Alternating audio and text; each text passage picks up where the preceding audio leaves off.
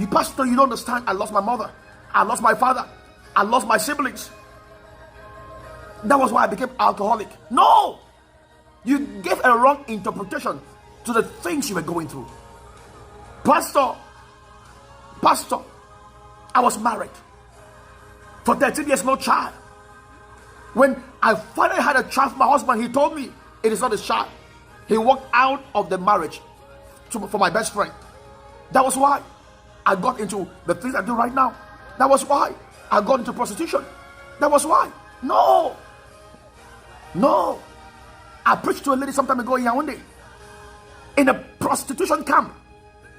I was doing exercise in the morning, early in the morning, on the street. Got to this area in Yaoundé, in Cameroon, only to realize these were prostitutes, almost naked, dressed almost half naked.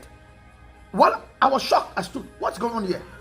Then one of the prostitutes looked at me and called for me to come. So I called her to come. Oh yes, I called her to come. She came. She asked me the question, are you here for business? I said, yes, I'm for business. Are you also for business? She says, yes. She says, let's go. I said, wait, let's talk first. So I wanted to preach to her. She says, anything I want to tell her, she will take me to her room. Whatever I want to tell her, I will tell her in her room. I love to take those kind of challenges. I said, okay, no problem, let's go. So she was going ahead, I was behind, speaking in tongues. In my heart, got into the room. Small room with 2 beds.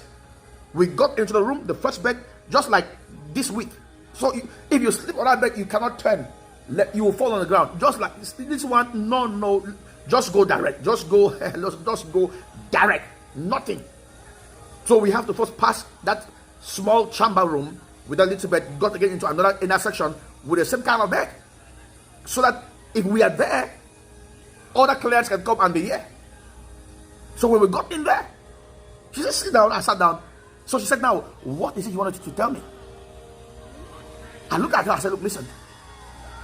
I said, listen, I know why you do what you're doing. You're trying to make ends meet. You don't know who I am. I'm a son of a wealthy man. I can help you out. She looked at me.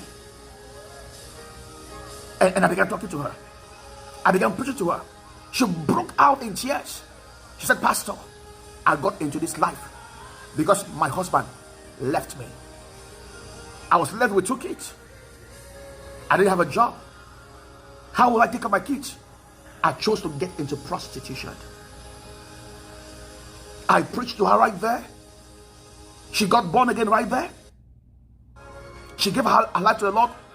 She knelt down, raised her hands up, I laid hands on her, spoke in tongues in a prostitution camp where there is sex all over the whole place. Spoke in tongues. She got delivered. And said, Pastor, I don't want to live this life again. I don't want to live as a prostitute again. Please, Pastor, this is my address. I need to grow in the word of God. Come and teach me the word of God. Hello, child of God. Hear me. You can make it. I went again to another prostitution camp in Douala. And God delivered 15 prostitutes. They were all rolling on the floor. I mean, in a sex camp. In a sex camp. Where you look all around you. Men with prostitutes in each room. They were living there. Smoking everywhere. 15 prostitutes were on the floor vomiting when the power of God came on them.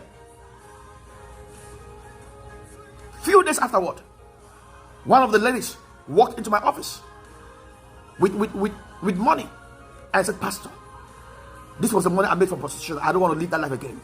Please pray and bless this money. I want to do business. Yeah, my child of God. How do you look at your situation? There is hope if you look up to God. He can reinterpret your situation. He can reinterpret. I came to decree upon your life today that it doesn't matter what you're experiencing. No. Don't allow your obstacle now tell you what to do. No, you have to reinterpret it. Don't allow your obstacle. Your obstacle will stand in front of you and tell you, I am standing in front of you so that you will not continue in this journey. Tell that obstacle you are a liar. I'll climb over you. If I try to climb over you, I'm not able to, I will walk around. If I don't see an opening, I will push you. If I try to push you and you don't fall down, I will close my eyes and refuse to recognize your existence, and I will just keep moving. And you will see the grace of God that will be activated. For as a man thinketh in his heart, so is he. Just bless God. Bless God. Bless God. Bless God. Bless God. Montala. So many people have given up on life because of obstacles.